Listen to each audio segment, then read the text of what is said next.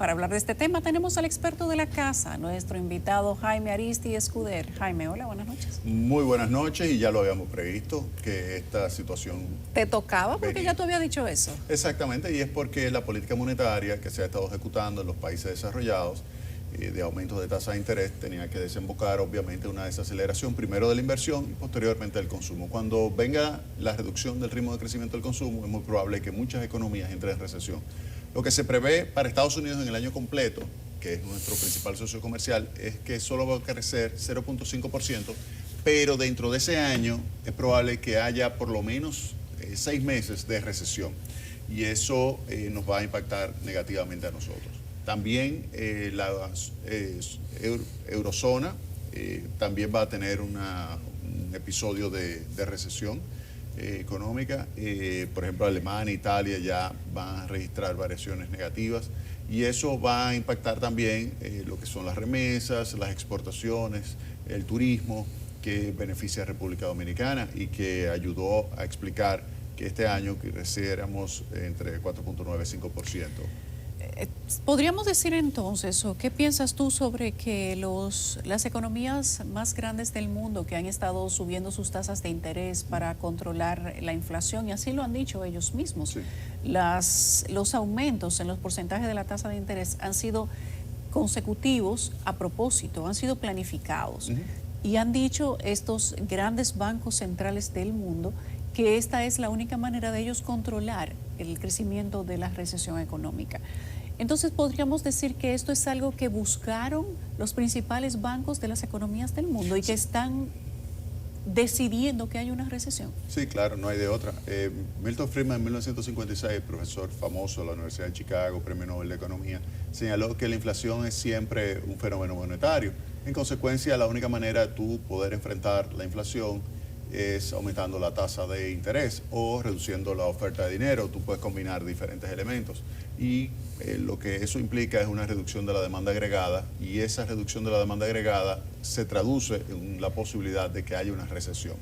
Y la magnitud es que se ha incrementado las tasas de interés, que todavía no se ha detenido en el caso de los Estados Unidos, porque va a seguir este año 2023 subiendo la tasa desde 4.25, 4.5, que es el nivel que cerró, va a subir por lo menos entre 5 y 5.5%.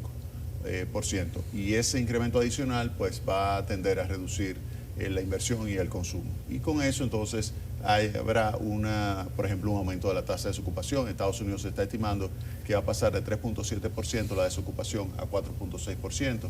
Y en Europa también habrá un aumento de la tasa de desocupación por encima del 6%. Cuando tú hablas de recesión, para la gente que está en su casa tranquila mirando CDN en este momento y quiere entender de qué manera eso le va a afectar. Inmediatamente, porque eso lo que implica es menor capacidad de tu poder generar de ingresos o tener un empleo. Por eso yo dije hace unos días que en este año yo les recomendaba a la gente que cuidara la fuente de empleo, la fuente de generación de ingresos, que trabaje lo mejor posible, que no se ponga a inventar tratando de presionar para que le aumenten los salarios o que salga de un trabajo hacia otro, porque es que para la economía dominicana incluso, aun cuando no estemos en recesión, acá vamos a tener una situación de desaceleración del Producto Interno Bruto. O sea, este no es el momento de cambiar de trabajo, por ejemplo. No es el momento de tú estar inventando mucho y haciendo cosas que te puedan despedir y que después tú pienses, bueno, no importa, me da mi liquidación, yo con eso vivo unos meses y luego consigo un trabajo fácilmente. Es posible que no sea así. No va a ser más, oye bien lo que te estoy diciendo, no será tan fácil conseguir un empleo este año como lo fue en el año 2022. Ese es el mensaje. Entonces, dicho esto, lo que les recomiendo a las personas es que cuiden su empleo, hagan lo mejor posible para que sean productivos, que puedan generar con ese aumento de productividad la capacidad de obtener mayores ingresos, y de esa manera valoren más lo que es su fuente de generación de ingresos.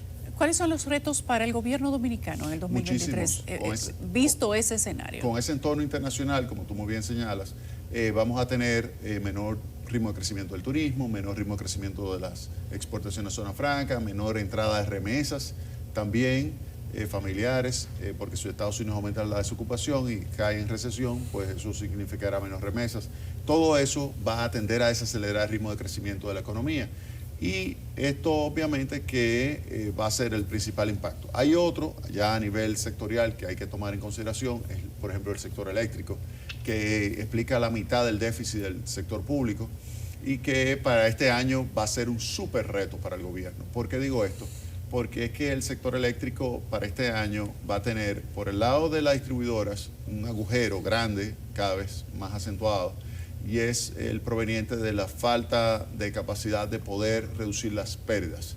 Las pérdidas ya están en el entorno del 40% y esto hace que tengan que obligar al gobierno a tener que transferirle una cantidad importante de recursos, que este año es probable que haya cerrado entre 1.500 y 1.600 millones de dólares, pero para el año 2023 entonces llegue hasta los 2.000 millones de dólares. Entonces, eso por una parte. Luego está el tema de los aumentos de los costos de generación.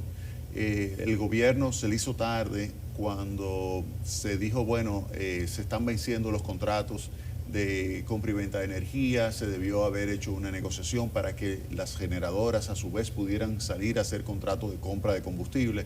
Como no hicieron oportunamente y cuando salieron con una licitación la declararon desierta, que fue en diciembre pasado, entonces de repente hay 1.000 megavatios que antes estaban contratados, que ahora no están contratados y por lo tanto no hay un contrato de suministro de combustibles y al no haber un contrato de suministro de combustibles, eso va a hacer que el costo de generación sea mayor y al aumentar el costo de generación, el agujero financiero de las empresas distribuidoras eléctricas será mayor. ¿El subsidio se va a hacer mayor entonces? Sí. Va a llegar por lo menos a 2.000 millones de dólares.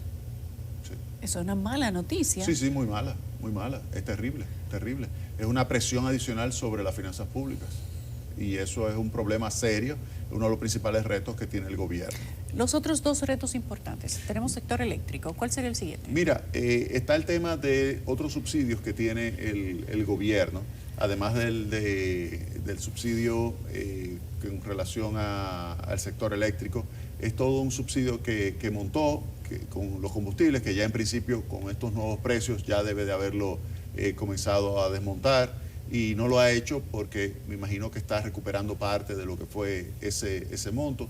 Vamos a ver qué sucede con los precios de los combustibles. Si vuelven y suben los precios de los combustibles, ahí el gobierno va a tener que volver a subsidiar. El Fondo Monetario Internacional lo que recomienda es que no se subsidie en términos generalizados como el que existe hoy día, sino que se subsidie en términos focalizados. Es decir, que se le transfiera directamente. Por ejemplo, tú vas y pagas tu gasolina, se te calcula un determinado monto de consumo de combustible y ese exceso que tú estás pagando por el aumento de precios se te transfiere a una tarjetica. Pero no te la van a transferir a ti, Yulisa, que es una chica rica de Santiago. No tendría 3 trabajos en CDN. Exactamente, pero no te lo van a transferir a ti, se lo van a transferir a Mario o a Chichi, le van a transferir su aporte de combustible. Entonces, ahí se focalizaría. Ellos están contentos, tú te das cuenta. Entonces, eso es lo que el Fondo Monetario Internacional estaría recomendando. Ese es otro tema, las finanzas públicas, tratar de reducir el déficit y prepararse para lo que vendría después de las elecciones, que es obviamente un fortalecimiento de la sostenibilidad de las finanzas públicas, que eso significa ¿qué?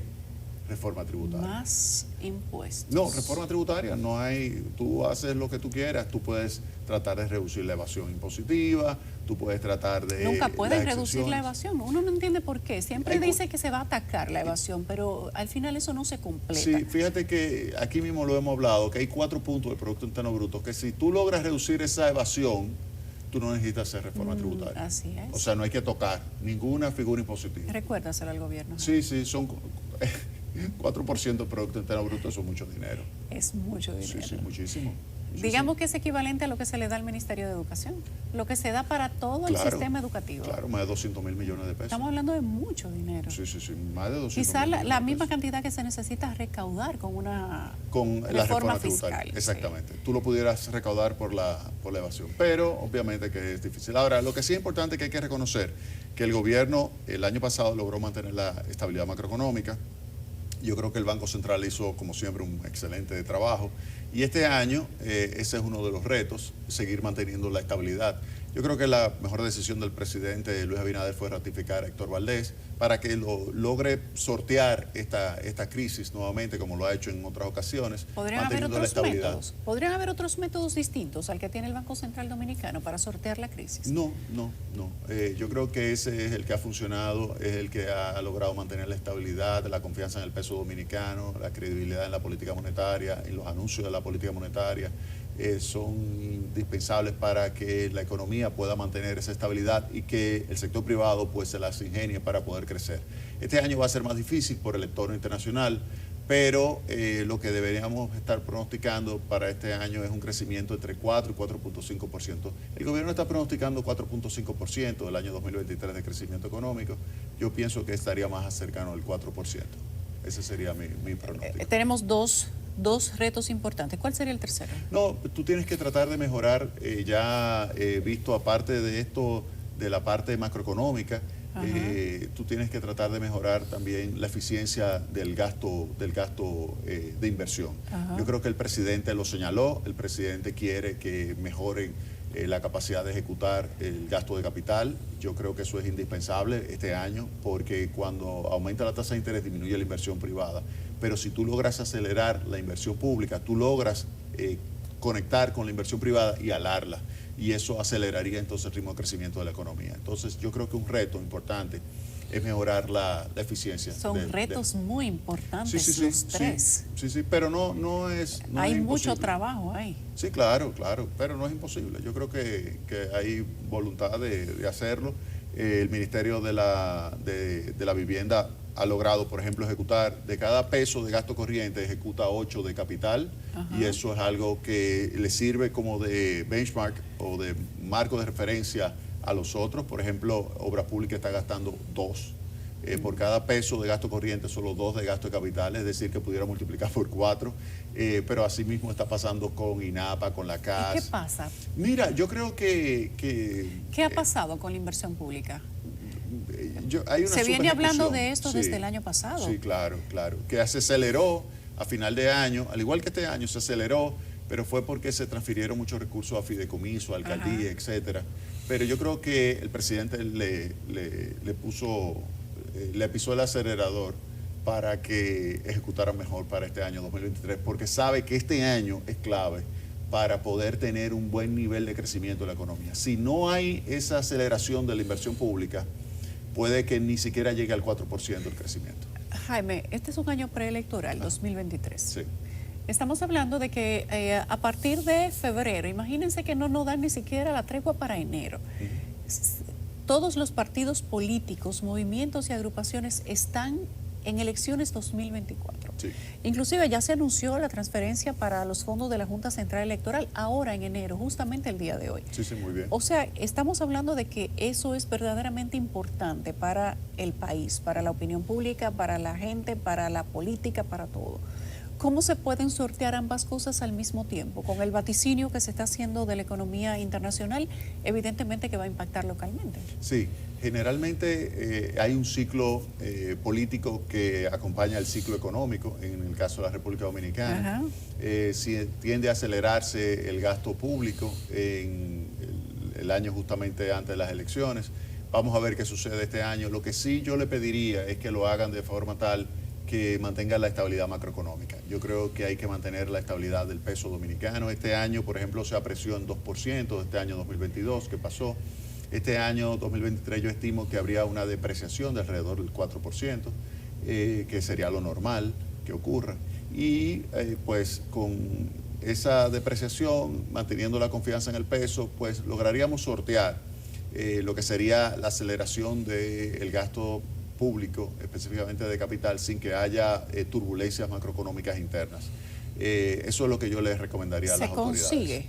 Yo creo que se pudiera, porque el Banco Central es una entidad que se ha ganado su credibilidad y su autonomía, y en ese sentido mantiene y hace lo que haya que hacer para mantener la estabilidad macroeconómica con el manejo de la tasa de interés. O sea, que si hay, por ejemplo, un desbordamiento del gasto y se alocan yéndose por encima de lo que establece el presupuesto en materia del gasto, que no creo que suceda, porque el presidente Abinader en eso ha sido bastante Prudente, puede ser.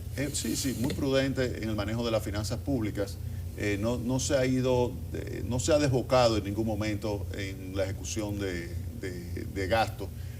Lo que se le critica es lo contrario, se le critica, por ejemplo, la subejecución en materia del gasto de capital. Pero por eso yo creo que este año, que es el típico ciclo político, yo no creo que vaya a tener una situación de mucha presión sobre la finanza pública. Eso es lo que esperamos, de que no haya un desbordamiento del gasto, que sea el adecuado para reanimar la economía. Ese es el mensaje. O sea, que tampoco sea un exceso de gasto corriente, por ejemplo. El gasto de capital, que no haya su ejecución, pero que tampoco se le vaya de las manos el gasto corriente. Jaime, ¿cómo puede la gente sortear la crisis económica que vaticinan los expertos para el 2023? Mira, fíjate que el año pasado fue aumento de los precios, un fuerte incremento de la tasa de inflación que ahora vemos que comienza a converger hacia la meta en el caso de República Dominicana y en otros países también, como el caso de Estados Unidos, la eurozona, comienza ya a desacelerarse la tasa de inflación. En el caso de República Dominicana, este año debió haber terminado alrededor del 7,5, 7,6%, que fue el de noviembre. El Banco Central pensaba 7,2, pero me da la impresión que diciembre fue un poquito más acentuado el incremento de precios. Ponle que termine 7,5. La idea es que siga reduciéndose la tasa de inflación y que converja al 5, 5.5% para el año que viene. Y ya está en lo que sería el límite superior de la meta. La meta va de 3 a 5%. Entonces, si queda en 5, ya le da tranquilidad a los agentes económicos. Ahora, el ajuste va a venir vía por la cantidad, es decir, por la desaceleración de la actividad económica. Y por eso, vuelvo y te digo, lo que hay que tratar es, dado que los precios van a crecer menos el año que viene, pero tú vas a tener menos posibilidad de obtener un empleo. Entonces, la idea es que trata de esforzarte más trabajando. Trata de, si tú, como tú muy bien señalas, tengo 3 trabajos, bueno, es un mecanismo de generar más ingresos, dedicar más horas al trabajo. Usted me dirá, pero a mí me gusta mucho el ocio. Bueno, tú vas a tener problemas. Entonces, tú tienes que tratar de esforzarte más, ser más productivo. O sea, el que le guste mucho el ocio va a tener problemas en el 2023. Sí, sin lugar a dudas, sin lugar a dudas. O sea, aquí hay que tratar de aumentar la productividad. En una personal, industrial.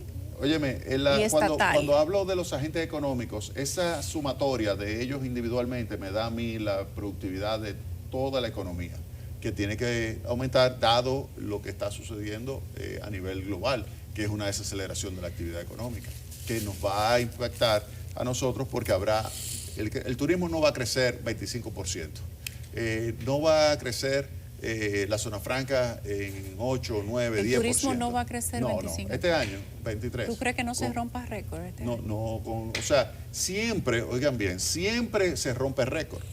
Siempre, o sea, porque es una tendencia positiva. O sea, si nosotros cogemos 19 con 18, el 19 podíamos haber dicho lo mismo. Estamos rompiendo récord en el 18, estamos rompiendo récord en el 17, estamos rompiendo récord.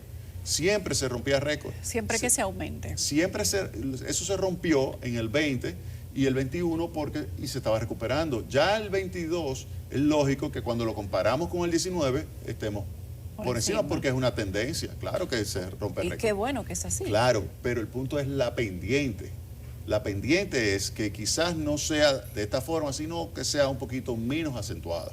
Y en vez de crecer 25, puede que crezcamos 10, que crezcamos 5, pero eso significa que este año, por ejemplo, que una tercera parte del crecimiento de la economía se explicó por el turismo, para el año que viene ya esa tercera parte del crecimiento ya no va a existir. Entonces puede que sea una quinta parte, una sexta parte explicada por el turismo. Entonces, ¿eso qué significa? Es menor ritmo de crecimiento de valor agregado. Y para tú poder acelerar el valor agregado necesitas, uno, que el sector público ejecute la inversión más rápido, más acentuada, que es lo que quiere el presidente Luis Abinader, y segundo, que todos los agentes económicos pues sean más eficientes, más productivos y que puedan de esa manera entonces mejorar su ingreso, pero haciendo cada vez mejor su trabajo. Bueno, Jaime, yo creo que haremos esto varias veces durante este año. Un placer. Para mí es un placer también. Gracias a Jaime Ariztía Escudero.